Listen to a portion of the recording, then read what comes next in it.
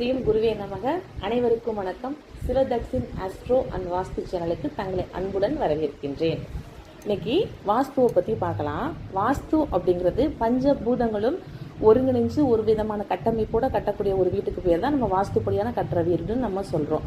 அதாவது பஞ்சபூதங்கள் அப்படிங்கும்போது நிலம், நீர், நெருப்பு, காற்று, ஆகாயம், இது அனைத்தும் சேர்ந்தது தான் பஞ்சபூதம் அப்படிங்கிறோம். பஞ்சபூதமும் மனித உடலும் அப்படின்ற மாதிரி மனித உடலில் நம்மளுடைய ஒவ்வொரு உறுப்புகளும் கை, கால், முகம், இந்த மாதிரியான ஒவ்வொரு உறுப்புகளும் நமக்கு எந்த இடத்துல கரெக்டாக நம்ம உடலில் இருக்கோ அதே மாதிரி ஒரு வீட்லேயும் சமையலறை, வரவேற்பறை, கழிவறை, படுக்கையறை, இந்த மாதிரி ஒவ்வொரு அறைகளும் ஒரு வீட்டில் சரியான இடத்துல இருக்கணும். மனிதனுடைய உடலில் ஒரு பகுதி தாறுமாறாக அமைஞ்சிருச்சு அப்படின்னா அவங்க ஒரு சரியான உடல் அமைப்பில் இருக்காது. அதே மாதிரி ஒரு வாஸ்துலையும் எந்த பகுதியில் என்ன அறைகள் வரணும் அந்த மாதிரி அந்த வீடு வரலை அப்படின்னா பஞ்சபூதங்களினுடைய இயக்கம் சரியாக அந்த வீட்டில் இருக்காது.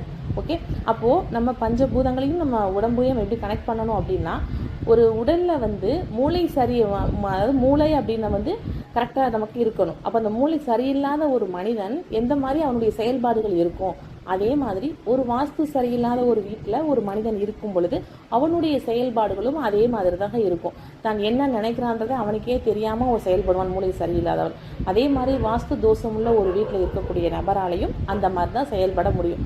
அதனால் வாஸ்துவை சரியாக நம்ம கனெக்ட் பண்ணி பஞ்சபூதங்களையும் உருவாக்கி ஒரே மாதிரி நம்ம ஒரு வீட்டில் கட்டமைச்சு நம்ம இருந்தோம்னா நம்மளுடைய வெற்றி பாதையை நோக்கி போயிட்டே இருக்கலாம். ஸோ இப்போ வாஸ்துப்படி நம்ம ஒரு வீடு நம்ம ஃபஸ்ட் நம்ம அமைக்கிறோம். அதாவது ஒரு சதுரமாகவோ செவ்வகமாகவோ அந்த வீடு நம்மளுக்கு இருக்கணும். அந்த மாதிரி அமைஞ்சு பஞ்சபூதங்களையும் நம்ம ஒன்றிணைச்சு நம்ம கட்டமைக்கிறோம்.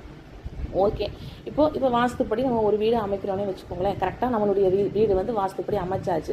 அப்போது அந்த வீட்டில் இருக்கக்கூடிய பொருட்கள் எப்படின்னா நம்மளுடைய மனிதனுடைய உடலில் இப்போ கால் இருக்குது, காலில் நம்ம செருப்பு போடுறோம். இப்போ போடக்கூடிய செருப்பு அந்த காலுக்கு தகுந்த மாதிரியான செருப்பாக போடணும். பெரிய செருப்பாக போட்டாலும் அந்த கால் அதை ஏற்றுக்காது, சின்ன செருப்பாக போட்டாலும் கால் கடிக்கும். ஸோ அப்போ பஞ்சபூதங்களில் நம்ம வீட்டில் வைக்கக்கூடிய பொருட்கள் மூலியமாகவும் நம்ம கிரகங்களையும் ஆக்டிவேஷன் பண்ண முடியும். இப்போது நம்மளுடைய ஜாதகத்தில் விதி நம்மளுக்கு நல்லா இருக்குது, ஆனால் வாஸ்து சரியில்லாத ஒரு வீட்டில் இருக்கும் அப்படின்னா அந்த மனிதரால் அந்த வீட்டில் இருக்க முடியாது.